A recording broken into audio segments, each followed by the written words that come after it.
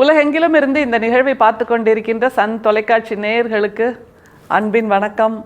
இது ஆண்டாள் மாதம், மார்கழி மாதம், திருப்பாவை மாதம். 5 நாள் ஓடியே போச்சு. 6வது நாளில் நிற்கிறோம்.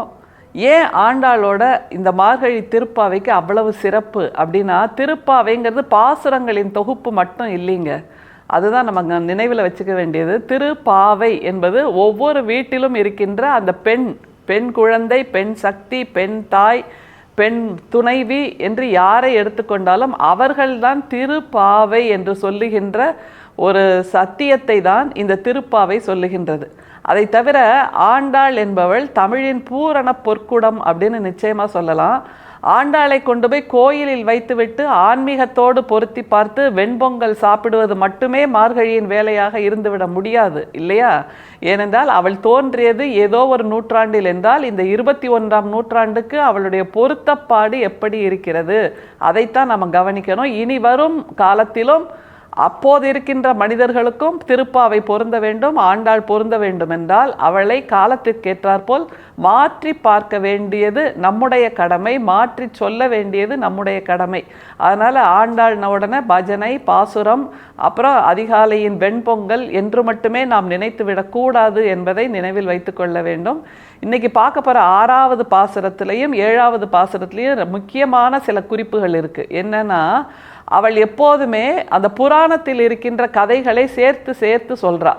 புராணத்தில் இருக்கின்ற கதைகளை நாம் அப்படியே எடுத்துக்கணுமா புராணமாவே அப்படின்னா நிச்சயமாக இல்லை. ஆண்டாள் வாழ்ந்திருந்த காலம், அதற்கு முன்னால் இருந்த காலத்தில் இந்த கதைகள் இருந்திருக்கலாம். ஆனால் இப்போ நாம் அப்படியே எடுத்துக்கிட்டா, குழந்தைகளிடம் இதை சொல்லும்போது இப்போ கூட அரக்கர்கள் வருவாங்களா? அவங்க எப்படி இருப்பாங்க? அவங்களுக்கு 3 தலை இருக்குமா, 4 கை இருக்குமா அப்படின்லாம் அந்த குழந்தைகள் கேட்பார்கள் இல்லையா? அதற்கு நம்மிடம் பொருத்தமான, அறிவுக்கு பொருத்தமான பதில் இல்லாமல் போகும். அதனால் கற்பனை என்பதை தாண்டி வாழ்வியலுக்கான ஒரு மிகச்சிறந்த HR டாக்குமெண்ட் என்று நாம் திருப்பாவையை பார்க்க வேண்டும்.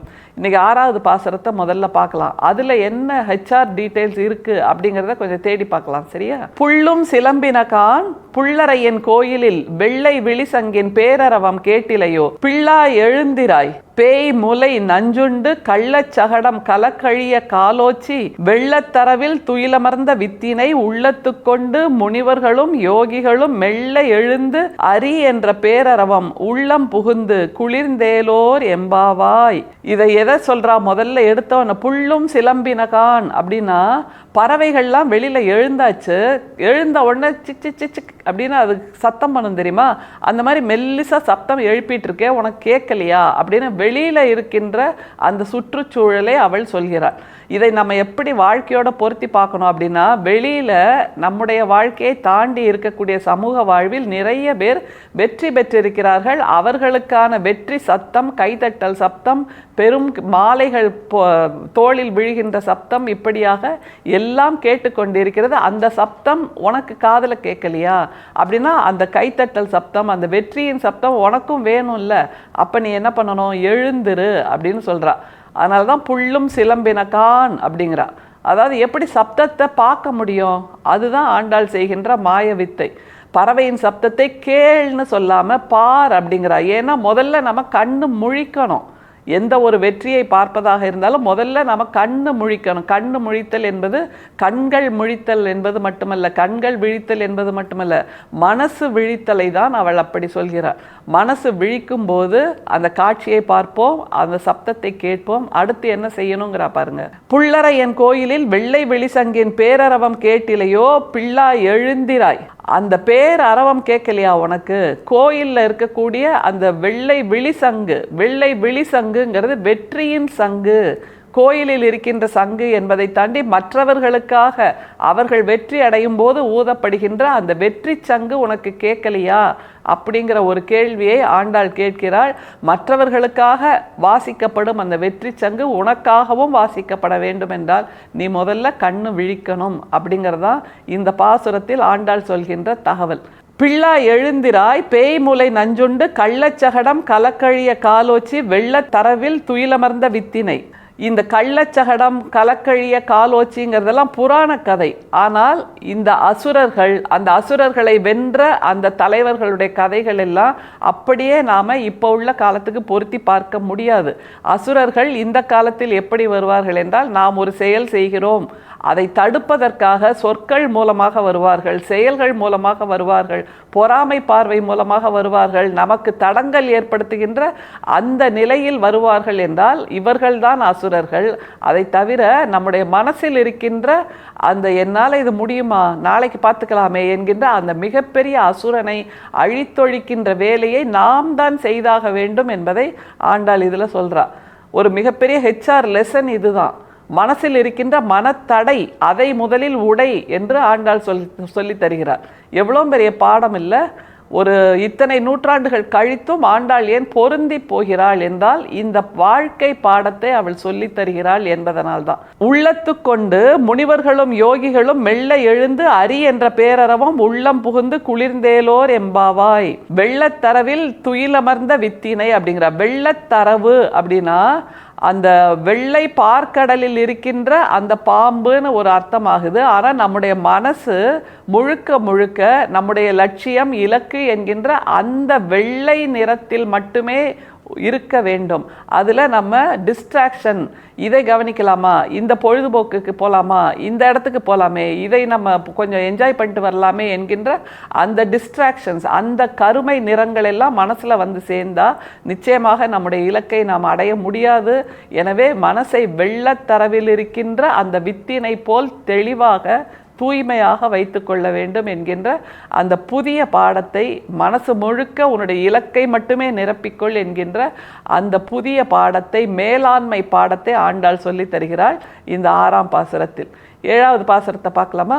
இதில் உள்ள சிறப்பு என்னன்னா, இப்போ உள்ள HR டீம் மேனேஜர்ஸ் இருக்காங்கல்ல, நீங்கள் அவங்கள்ட்ட போய் கேட்டிங்கன்னா உங்களோட முக்கியமான பணி என்ன, எப்படி நீங்கள் உங்கள் ப்ராஜெக்டை செய்வீங்க அப்படின்னா, HR டீம் லீடருங்கிறவங்க முதல்ல கான்செப்ட் கிரியேஷன் அதை சொல்லுவாங்க, அடுத்தது டீம் மேனேஜிங் அப்படின்னு சொல்லுவாங்க, அடுத்தது ப்ராஜெக்ட் சக்ஸஸ் அப்படின்னு இந்த 3 நிலைகளில் அவங்க தன்னுடைய ப்ராஜெக்டை செய்வாங்க.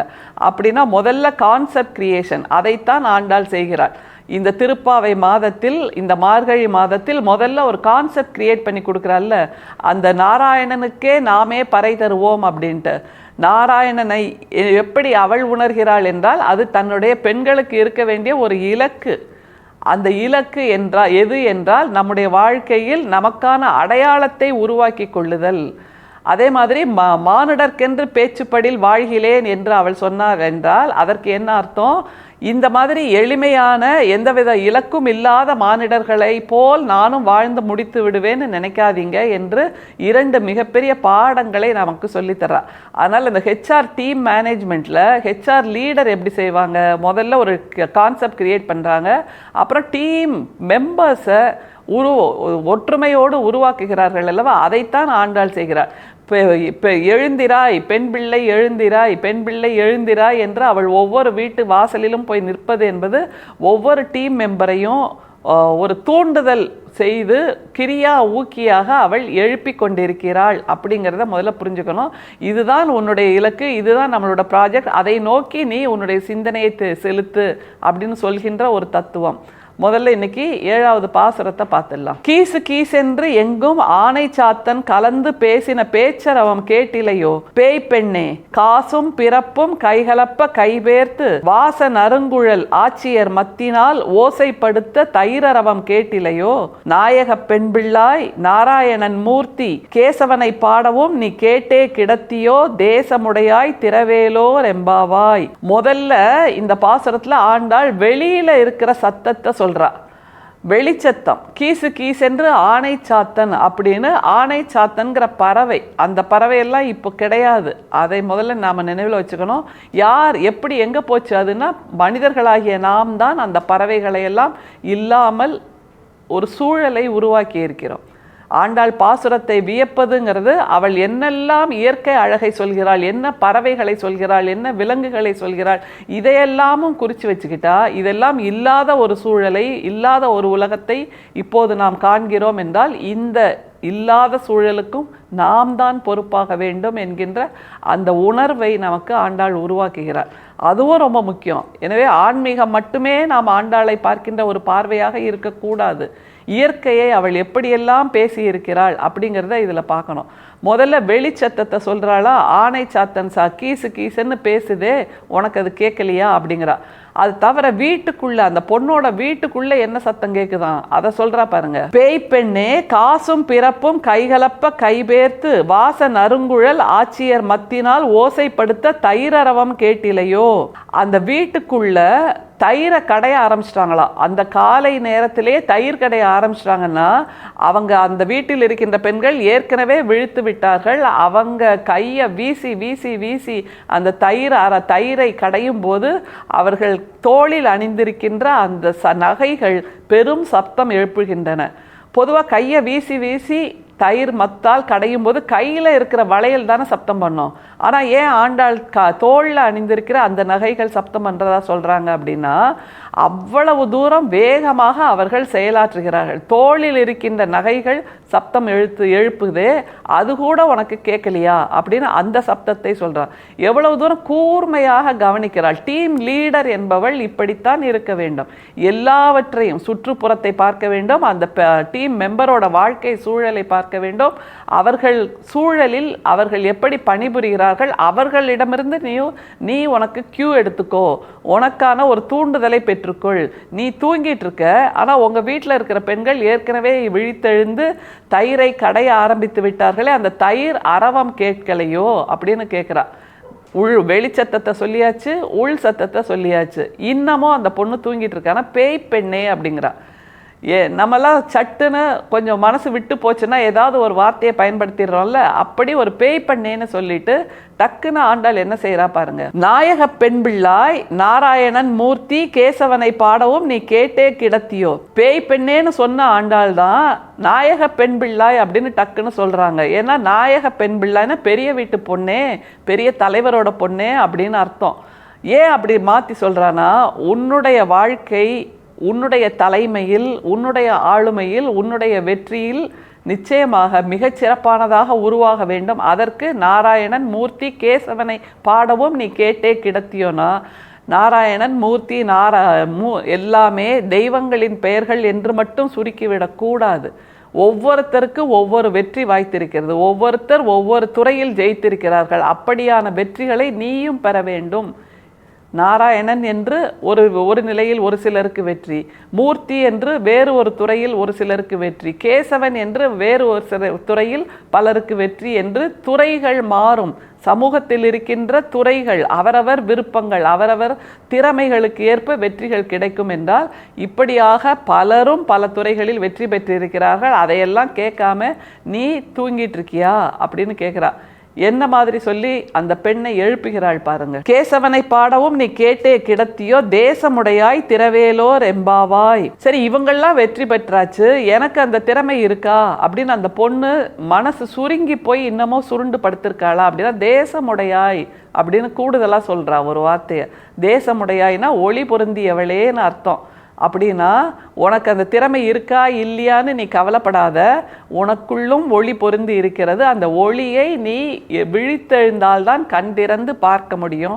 அப்படின்னா அந்த டீம் மெம்பர்கிட்ட இருக்கிற திறமை என்னன்னு டீம் லீடரான ஆண்டாள் கண்டுபிடிச்சிட்டா. அதுதானுங்க ஒரு அணி தலைவருக்கான திறமை. தன்னிடம் இருக்கின்ற அந்த உறுப்பினர்கள் என்ன துறையில் சிறப்பானவர்கள், என்ன திறமை அவர்களிடம் இருக்கிறது என்பதை பார்த்து அவர்களிடம் தன்னுடைய பொறுப்பை கொடுக்க வேண்டும் என்கின்ற அந்த நிலைப்பாட்டில் ஆண்டாள் மிகச்சிறப்பானவளாக திருப்பாவையாக இருக்கிறாள். ஆண்டாள் மட்டும் திருப்பாவை இல்லை, உலகத்தில் இருக்கின்ற எல்லா பெண்களும் திருப்பாவைதான் என்ற புரிதலை திருப்பாவை பாசுரங்கள் நமக்கு கொடுக்கின்றன. எல்லே இளங்கிளியே இன்னும் உறங்குதியோ என்று ஆண்டாள் கேட்கிறாள். விழித்தெழுவோம்.